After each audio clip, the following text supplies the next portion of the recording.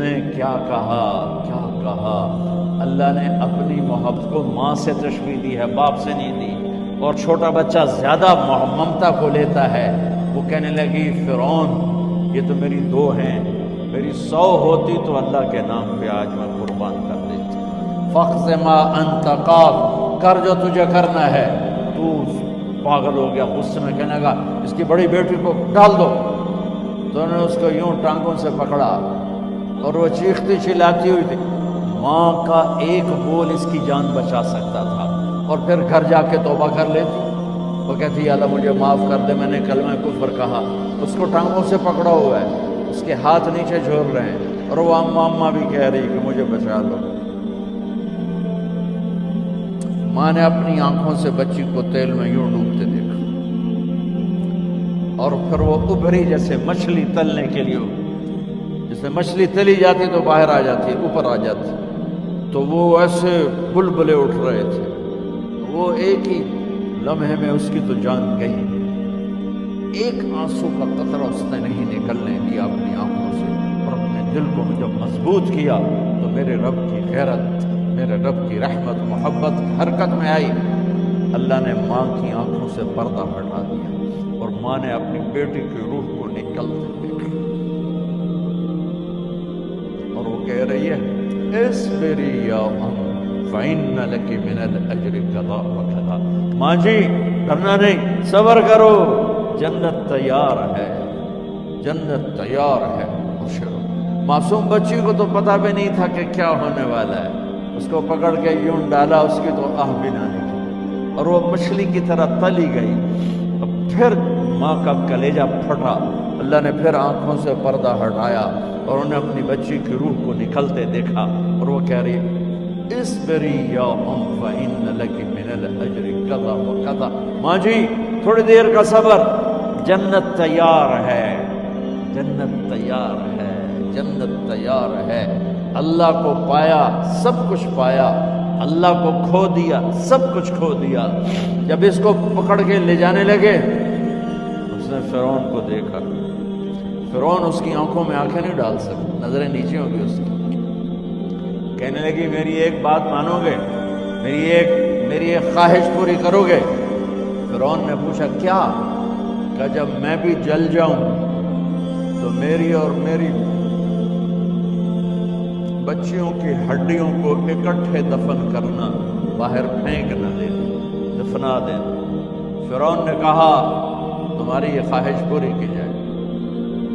انہوں نے کہا پھر پیچھے ہٹ جاؤ، میں نے اللہ کو جان دینی، مجھے دھکا دینے کی ضرورت نہیں ہے، میں اپنے اللہ سے ملنے جا رہا ہوں۔ سبحان اللہ، جب اللہ مطلوب ہوتا ہے تو موت محبوب بن جاتی ہے، جب اللہ کی نافرمانی ہوتی ہے تو موت سے نفرت ہو جاتی ہے، مرنا عذاب نظر آتا ہے۔ وہ چھلانگ مار گئی، اللہ اکبر کا نعرہ لگاتی ہوئی، ہڈیاں اتڑ گئیں، گوشت اتڑ گیا، ہڈیاں باقی رہ گئیں۔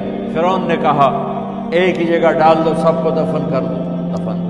2000 سال کے بعد بچوں بچیوں، 2000 سال کے بعد موسیٰ علیہ السلام کے 2000 سال کے بعد جناب رسول اللہ صلی اللہ علیہ وسلم دنیا میں تشریف لائے۔ 40 سال کی عمر میں نبوت ملی، 50 سال کی عمر میں معراج ہوا، 2050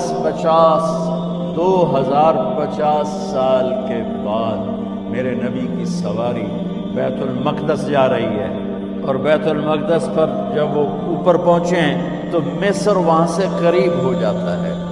جب وہ اترنے لگے تو میرے نبی نے کہا جبریل جنت کی خوشبو آ رہی ہے، جبریل جنت کی خوشبو آ رہی ہے، کہاں سے؟ ابھی تو جنت اوپر ہے، ابھی تو اوپر جانا ہے، تو یہ زمین سے جنت کی خوشبو کیا آ رہی ہے؟ تو جبریل نے عرض کیا رسول اللہ فرعون کی ایک باندی تھی جو اللہ سے سودا کر گئی جان کا اور اپنی بچیوں کا، اس کی بچیوں کی ہڈیوں کو جہاں دفن کیا گیا ہے، یہ خوشبو جس دن انہیں دفن کیا تھا اس دن سے لے کر آج تک یہ خوشبو رہی ہے اور یہ قیامت تک آتی رہے گی۔ اللہ اپنے نام پہ قربان ہونے والوں کی یوں قیمت لگاتا ہے، پہلے اپنی منزل طے کرو، پہلے اپنی منزل طے کرو، پہلے اپنی منزل طے کرو کہ مجھے اپنی زندگی کی سے لینا کیا ہے، مجھے اللہ کو پانا ہے، مجھے اللہ کو پانا ہے۔ میں نے اللہ کی قسم، اگر اللہ راضی ہے تو پھر موت سے بڑھ کر کوئی تحفہ نہیں، اس سے بڑھ کر کوئی خوبصورت پیغام نہیں، اور اگر اللہ ناراض ہے تو موت سے خوفناک کوئی پیغام نہیں۔ عمر بن عبدالعزیز 3 بر اعظم پر حکومت کی۔ عمر بن عبدالعزیز، بنو امیہ، مروان 9 مہینے حکومت کی، اس کا بیٹا عبد الملک بن مروان 21 برس حکومت کی، اس کا بیٹا ولید 10 سال حکومت کی، اس کا بیٹا سلیمان 2.5 سال حکومت کی۔ اسی تخت پر بیٹھے عمر بن عبدالعزیز۔ پہلے چاروں نے اللہ کے شریعت کو قربان کیا حکومت کے لیے۔ عمر بن عبدالعزیز نے اپنے آپ کو قربان کیا اللہ کے لیے، حکومت کو پاؤں کے تلے رکھا اور اللہ کی رضا کو سامنے رکھا۔ ان کو زہر دیا گیا۔ جب ان کی موت کا وقت قریب آیا تو انہوں نے رجا بن حیوہ کو بلایا۔ سننے والی بات ہے بچوں، ان سے فرمانے لگے، سنو، میں نے 3 بادشاہوں کو قبر میں اتارا۔ اب بچیاں تو قبرستان جاتی نہیں، ہم تو اپنے ہاتھوں سے قبر میں اتارتے ہیں اور اوپر مٹی ڈالتے ہیں اور اوپر اینٹیں ڈالتے ہیں اور پھر منو مٹی میں دبا کے واپس آتے ہیں۔ یہ منظر آپ بچیوں کے تو دیکھنے کا بھی نہیں ہے۔ وہ کہنے لگے میں نے 3 بادشاہوں کو مٹی میں ڈالا، لیکن ان کے کفن کی گرہ کو جب کھول کے دیکھا تو ان کے چہرے قبلے سے ہٹ چکے تھے، وہ رنگ ان کے کالے پڑ چکے تھے۔ ولید بن عبد الملک، سلیمان بن عبد الملک بن مروان، عبد الملک باپ، ولید بیٹا، سلیمان بیٹا، یہ تینوں ان کے چہرے کالے ہو گئے تھے اور ان کا قبلے سے منہ پھر گیا تھا۔ اب میں مرنے لگا ہوں، مجھے پہلے ضرور چیک کرنا کہ میرا اللہ میرے ساتھ کیا کرتا ہے۔ پہلے تینوں کی ظلم کی حکومت تھی، ان کے چہرے قبلے سے کیوں ہٹ گئے؟ آپ کو عجب بات بتاؤں، ولید بن عبد الملک روزانہ تہجد میں کھڑے ہو کے 10 سپارے پڑھتا تھا، 10 سپاروں کی تلاوت تہجد میں کرتا تھا کھڑے ہو کے، اور قبلے سے چہرہ ہٹ گیا۔ سلیمان بن عبد الملک تہجد گزار، چہرہ قبلے سے ہٹ گیا، ظلم کیا، خون کو پانی بنا دیا، حکومت پر شریعت کو قربان کیا، رشتے ناتوں کو قربان کیا۔ اللہ نے قبلے سے چہرے، نمازیں منہ پہ مار دی، روزے منہ پہ مار دیے، حج زکاتیں منہ پہ مار دی، تہجد ان کے منہ پہ مار دی اور ان کے چہروں کو قبلے سے ہٹا دیا اور رنگ کالے کر دیے۔ عمر بن عبدالعزیز نے اسی سلطنت کو عدل سے بھر دیا، اسی سلطنت کو عدل سے بھر دیا۔ کیسی سلطنت کی؟ جب گورنر تھے تو 60 اونٹوں پہ سامان چلتا تھا، جب امیر المومنین بنے تو بچے کہنے لگے ماں سے، بچیاں 12 تھے، ماں سے کہنے لگے کہ عید کا موقع آ رہا ہے، ابا سے کہو ہمیں نئے کپڑے تو لے کر دیں۔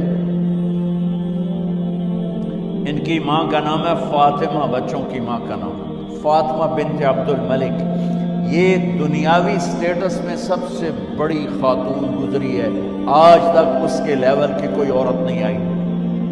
دادا بادشاہ، باپ بادشاہ، 4 بھائی بادشاہ، 6 خامند بادشاہ، 7 نسبتوں سے یہ عورت شہزادی رہی ہے۔ حضرت عمر گھر آئے، بیگم نے کہا بچے کپڑے مانگ رہے ہیں۔ حضرت عمر کہنے لگے میرے پاس تو پیسے نہیں ہیں، تنخواہ میں تو مشکل سے روٹی پوری ہوتی ہے، کہاں سے لے کر دوں؟ تو تھوڑی دیر خاموش رہی بیگم، پھر کہنے لگی آپ ایسا کریں، اگلے مہینے کی سیلری ایڈوانس لے لیں، اس سے میں کپڑے لے لیتی ہوں اور روٹی کا خرچہ میں مزدوری کر کے گھر بیٹھے مزدوری کر کے چلا لوں گی، اب 1 مہینے کی تنخواہ ایڈوانس لے۔ حضرت عمر بن عبدالعزیز واحد خلیفہ ہیں جن کے دور میں 3 بر اعظم میں زکوٰۃ لینے والا باقی نہیں بچا تھا۔ یہاں لاہور میں ان کی حکومت کے نیچے تھا، جنوبی اسپین فرانس ان کی حکومت کے نیچے تھا، کاشغر تک ان کی حکومت کے نیچے تھا، استنبول کے دروازوں تک ان کی حکومت تھی۔ 3 بر اعظم میں ایک آدمی زکوٰۃ لینے والا نہ بچا، اور اپنا حال یہ ہے کہ بیگم سے کہہ رہے ہیں پیسے کوئی نہیں، کپڑے کہاں سے لے کر دوں، اور بیگم طریقہ بتا رہی ہے کہ آپ اگلے مہینے کی تنخواہ ایڈوانس لے لیں، اس سے میں کپڑے لے لوں گی، اور چولہے کا خرچہ روٹی کا خرچہ میں گھر بیٹھ کے مزدوری کر کے کما لوں گی۔ تو حضرت عمر کہنے لگے ہاں یہ ٹھیک ہے۔ باہر آئے وزیر خزانہ مزاحم، انہیں بلایا کہ بھائی ہمیں اگلے مہینے کی تنخواہ ایڈوانس چاہیے، یہ تنخواہ والے لوگ بیٹھے ہوئے ہیں تنخواہیں لیتے ہیں۔ اس نے کاغذ قلم آگے رکھ دیا، کہا حضرت یہاں لکھ کے دے دیں آپ 1 مہینہ زندہ رہیں گے میں تنخواہ دے دیتا ہوں، اب مجھے لکھ کے دے دیں آپ 1 ماہ زندہ رہیں گے میں آپ کو تنخواہ دے دیتا ہوں۔ چپ کر کے اٹھے، ایک لفظ نہیں بولے، گھر گئے۔ حضرت اپنی بیگم فاطمہ سے کہا بیگم بچوں سے کہہ دو کہ باپ کے پاس کپڑے لے کر دینے کی سکت نہیں ہے، اور خزانے ایسے بھرے پڑے تھے کہ زکوٰۃ لینے والا کوئی نہیں تھا۔ عید کی نماز ہوئی، نماز کے بعد جب ساری فیملی ملنے آئی اور بچے بھی ملنے آئے تو ان کو دیکھ کر ان کی آنکھوں میں آنسو آ گئے۔ کہنے لگے بچوں آج تمہیں دکھ تو ہوگا اپنے باپ پر کہ 1 جوڑا کپڑا بھی لے کر نہ دیا عید کا۔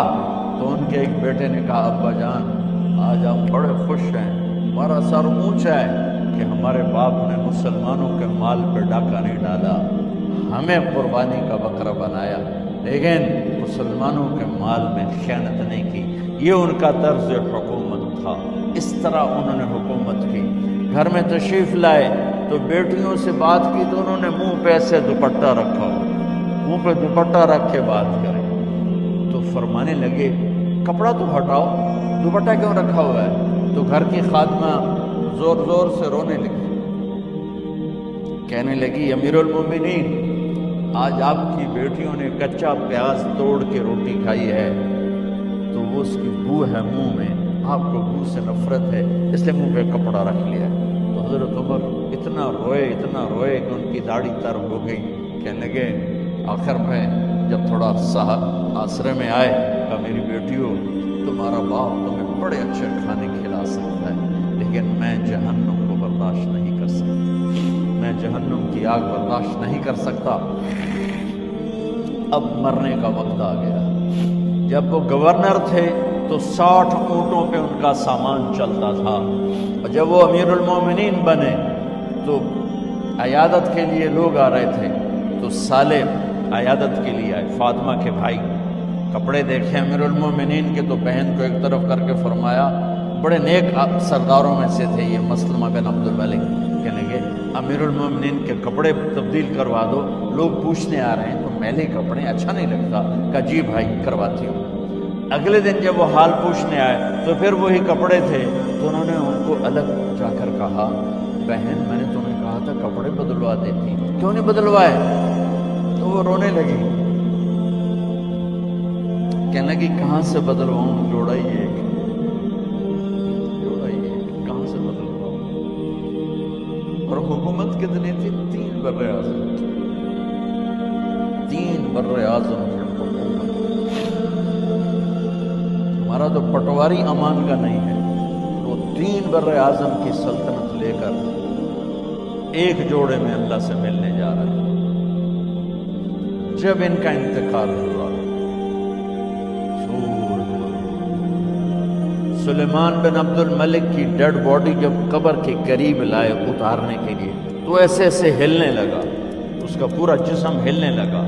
تو اس کے بیٹوں نے کہا کہ ہمارے ابا زندہ ہیں، تو حضرت عمر نے فرمایا بیٹو زندہ نہیں ہیں، عذاب قبر جلدی شروع ہو گیا ہے، عجل اللہ بالعقوبہ، قبر کی پکڑ پہلے شروع ہو گئی ہے، چھپاؤ اپنے باپ کو جلدی۔ جب عمر بن عبدالعزیز کی ڈیڈ باڈی قبر کے قریب کی گئی اور ان کا بھائی اتارو بھائی، وہ باتیں شروع ہو جاتی ہیں، رومال ڈالو، چادر پکڑو، ادھر سے پکڑو، تو ایک دم ایسے ایک پرچہ ہوا میں اڑتا ہوا سب نے دیکھا، وہ آتے آتے آتے آتے آتے آتے یوں آ کے حضرت عمر کے سینے پر گر گیا۔ سب دیکھ رہے ہیں۔ جب پرچے کو اٹھا کے دیکھا گیا تو اس پہ ایک سطر پہ لکھا تھا بسم اللہ الرحمن الرحیم، اور دوسری سطر پہ لکھا تھا براءۃ من اللہ لعمر بن عبد العزیز من النار، یہ عمر کے لیے جہنم کی آگ سے نجات کا پروانہ۔ 3 بر اعظم کی سلطنت لے کر وہ جنت کا پروانہ لے کر دنیا سے گئے۔ جب ان کو قبر میں اتارا گیا تو انہوں نے رجا بن حیوہ سے فرمایا تھا، 3 بادشاہوں کے چہرے دیکھے قبلے سے پھر گئے، رنگ کالے پڑ گئے، مجھے تم نے دیکھنا ہے کہ کیا ہوتا ہے۔